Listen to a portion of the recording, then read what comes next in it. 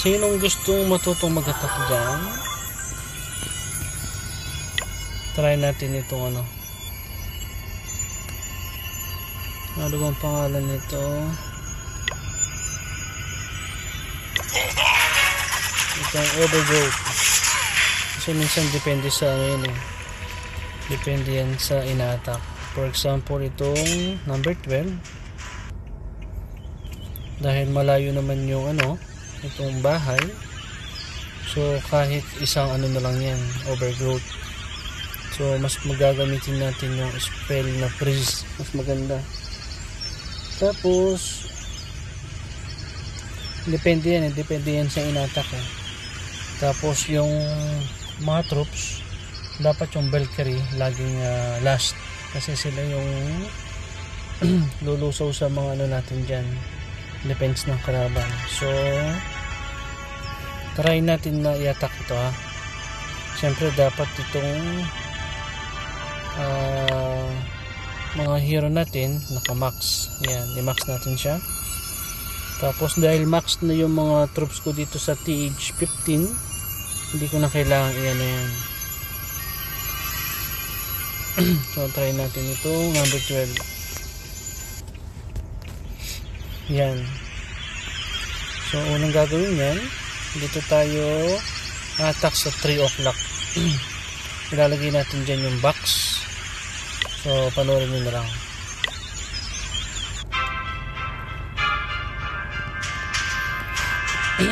So mangyayari yan, yung box ilalagay natin dito sa may bandang 3 o'clock. Huwag natin masyadong pakasulok para yan, tinan mo, box ilalagay natin dyan. Tapos isusunod natin yung queen and king. Yan, king and queen. Tapos yung dalawang sabihin natin matanda. Yan. Tapos yan.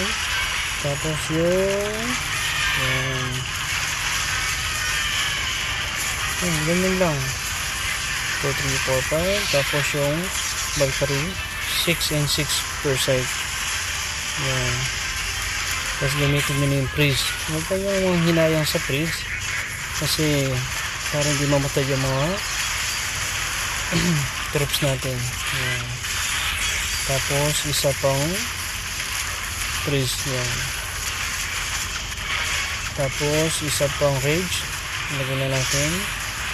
Tapos pwede na natin ilagay yung heal dito sa may banda. Yan. Tapos pwede na natin gamitin yung overgrowth. Yan. Para yan yung last nilang atakihin mamaya.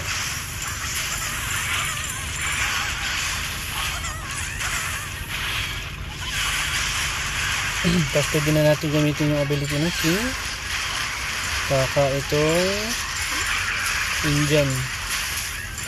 Yan, Indian Royal. Tapos meron pa tayong isang freeze. Pwede natin gamitin yan sa TH kapag naging visible na siya. Yan. Tapos yung queen, pwede na gamitin yan para meron tayong extra heal. Yan.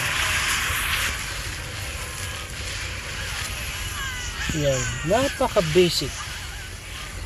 Napaka basic lang yun eh. Yan. Susunod natin yung kay G naman, kay G. Try natin yung mirror ni G. Yan. I-post muna natin to.